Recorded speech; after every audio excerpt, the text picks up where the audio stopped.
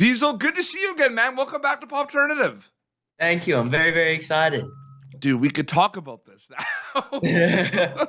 How crazy was that, kind of keeping everything under lock and key? Like, it was pretty, like, you couldn't say anything at some point. we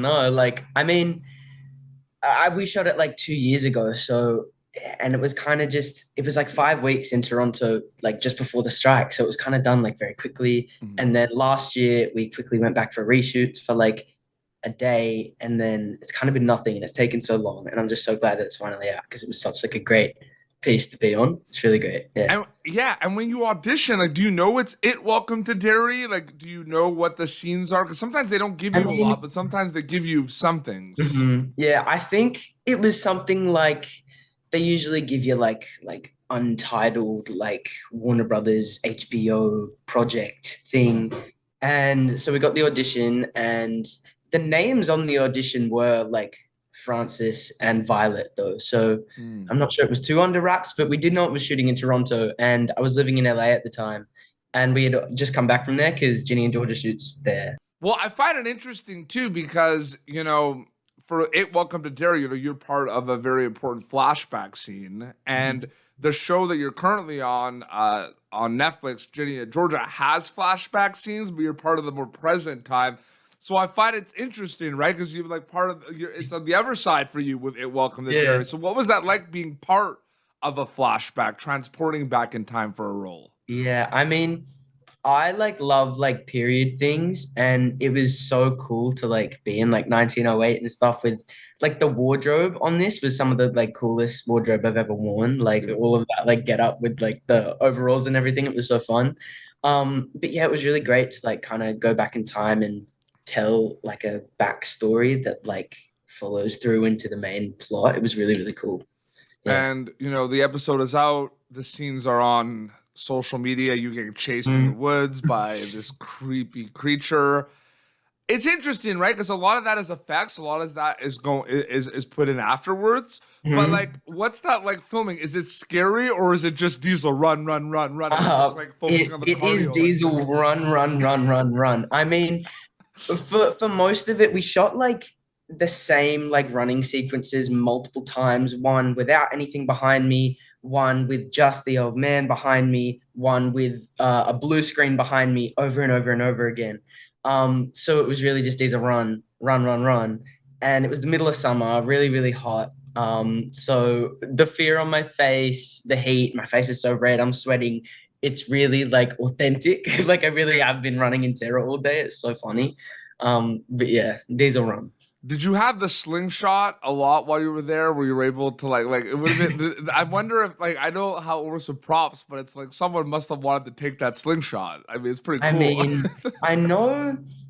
I don't know where the slingshot ended up. Honestly, I know Rose in the story had it a lot because I give it to her in the beginning, so she kind of just has it in her back pocket a lot. But yeah, the slingshot is fun. Absolutely.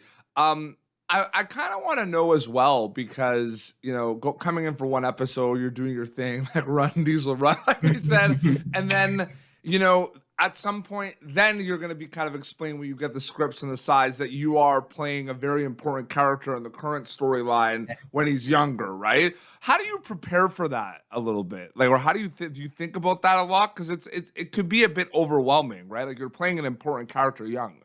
Yeah, honestly, I had only met the actor who plays normal Francis like once in like wardrobe fitting like passing, and obviously like this show was so like kept under wraps. So me playing the character in the flashbacks, I didn't even like I wasn't really allowed to know like much about like the main plot line because they keep it so tight. Like I even asked our director once, like, so, like, is Bill Skarsgård coming back as him? And he said, I can't tell you. Like, and I was like, oh, okay. So, as part of like knowing the story and the character and stuff, I didn't get to do that too much. But I mean, being a kid and stuff, it's kind of just, learning his kind of relationship with his dad and stuff like that. So you kind of like mold it from there. But from watching the show, I feel like it kind of does match a little bit. Absolutely. It's interesting too, where, when we see your scenes and everything, it's like, okay, backstory, going back in time, right? And then it's like, because that's what I love about It Welcome to Derry. It has these moments where it's not scary, it's not terrifying, and it's like, nope, it was just kind of setting you up, right? And Yeah. then your scene in the woods is like so scary, the chase scene. I was so stressed watching it. What has the reception been like now that it's out? Like, do you have people talking to you being like, wow, that was stressful? Like, it's a stressful scene. Yeah, like I mean, there's people in like my comments on all of my socials being like, I just saw you get like chased through the woods by a monster and welcome to Derry. Why are you in welcome to Derry? This, and that. That's the And best I'm one. like, yeah, Why are yeah, you in why Welcome are to you in Derry? welcome to Derry? I responded to one of the comments and was like, because I'm an actor. Like, That's because I'm an actor. that is my favorite thing ever. Why are you in Why welcome to are you Derry? in Welcome to Derry? Yeah, the response has been very, very great. Like to be part of this like story. I haven't like I had seen the first film. Yep. Actually, no, I'd seen the second film, like with my stepbrother when it came out in like 2019. Yep. And then when we got the job in Toronto, me and my mum like sat there like all night watching both of them. Yep. So it was the first time I'd seen the first one and kind of got into it then. But lately, because I've been interacting with all of the stuff about the show, my feed has just been all Welcome to Derry, Stephen King universe lore and everything. And like just learning about it is so cool. And to be a part of this like huge cult, like following fan base with Yeah. this world is like so cool. Like I couldn't have even imagined how like big this story actually is. It's really crazy. Well, you're working, and it's interesting too because you're working on something in the kind of horror movie genre at the time where just in general horror movies are huge, right? They're the biggest movies that come out. Yeah. So that's Yeah. one thing. But then the other side of things is you're part of like the Pennywise Stephen King universe. So it's like This is two like different huge. things. It's crazy. It's crazy. I'm interested to ask you about this because, there's different ways we watch things, right? Because they come out certain ways. This show, It Welcome to Derry, is coming out every week, right? So it's exciting. Everyone has reactions real time and like freak out and have like many fan theories. The theories will not stop for this show. There's only 3 episodes out. Yeah. But then you're on Ginny and George on Netflix, where they all drop and people binge them, right? And they watch them in one sitting, and then it's like, okay, I want more, right? Yeah. Are you ever conscious of how people are gonna watch the show you're on, like while you're making it at all? Do you think about the audience, like how they're gonna watch it, like while you're making it at all? I definitely do. In the back of my mind, I mean, as an actor, it's always about the audience and what they're going to think of it, and especially with like Welcome to Derry and the whole Stephen King universe, it has such a big fan base. So in the back of your mind is definitely you want to like do good service to the fans, like and the story that they have loved for like what? I mean, the book came out in like decades ago. Like it's such a long and old story and it has so many fans. So they definitely are one of the main thoughts in your head when you're like running through the woods being chased by a scary house monster. So how long would you say the process of filming your that episode was for Welcome to Derry?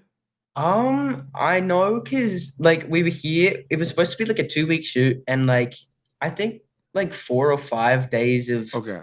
shooting, but they brought us in like for wardrobe fittings and hair and stuff like that earlier. Okay. But that summer in Toronto was really, really rainy. So we ended up being here for 5 weeks instead of 2. And again, we still kind of worked like maybe 5 days in those 5 weeks. So we were kind of just chilling out in Toronto. But it was about 5 days of actual shooting, I'm pretty sure. About a week. Yeah. Okay, so the reason I asked that is because my next question, because obviously, you don't have as much time to kind of soak it in, and you're part of like a backstory where it almost feels like it's its own thing, right? It's its own movie, you know what I mean?